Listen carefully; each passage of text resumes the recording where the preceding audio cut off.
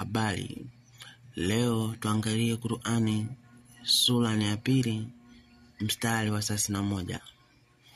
Inasema, na akamfundisha Adamu majina ya vitu vyote, kisha akaviweka mbele ya malaika na akasema, niambieni majina ya hivi ikiwa mnasema kweli. Aya hii inatuonyesha kwamba Allah alimfundisha Adamu majina ya viumbe vyote, akaviweka mbele ya malaika na Adamu alipaswa kutoa majina ya viumbe hao. Ni Qur'ani tafsiri ya Ibn Kasir anaeleza ni majina gani ambayo Allah alimfundisha Adamu.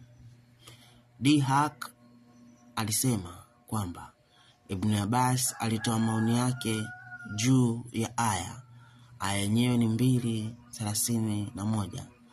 Akamfundisha Adamu majina yote ya kila kitu, maana majina wanayotumia watu kama vile binadamu, wanyama, anga, ardhi, bahari, farasi, punda na kadhalika, ikiwa ni pamoja na majina ya viumbe vingine.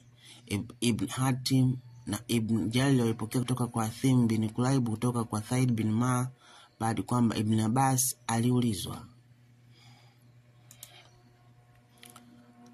akaulizwa Ibn Abbas akamfundisha Adamu majina yote ya kila kitu, je, Mwenyezi Mungu alimfundisha majina ya sahani na sufuria? Akasema ndiyo, hata masharti ya kupasua upepo. Mwenyezi Mungu alimfundisha Adamu majina ya kila kitu, majina yake ya sifa zao wanachofanya, kama alivyosema Ibn Abbas kuhusu masharti ya kupitisha upepo. Kwa hiyo kumbe Allah alimfundisha Adamu masharti ya kupitisha upepo ni masharti ya kujamba. Kwa hiyo Adamu alifundishwa na Allah kila aina ya kunyamba, kwamba mtu akinyamba hivi, kunyamba hivi kunaitwa hivi.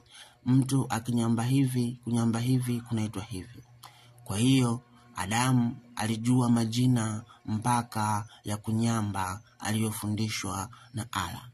Lakini bahati mbaya sisi majina hayo hatuyajui, kwamba aina ya kinyambo hichi kinaitwa hivi na kunyamba hivi kunaitwa hivi.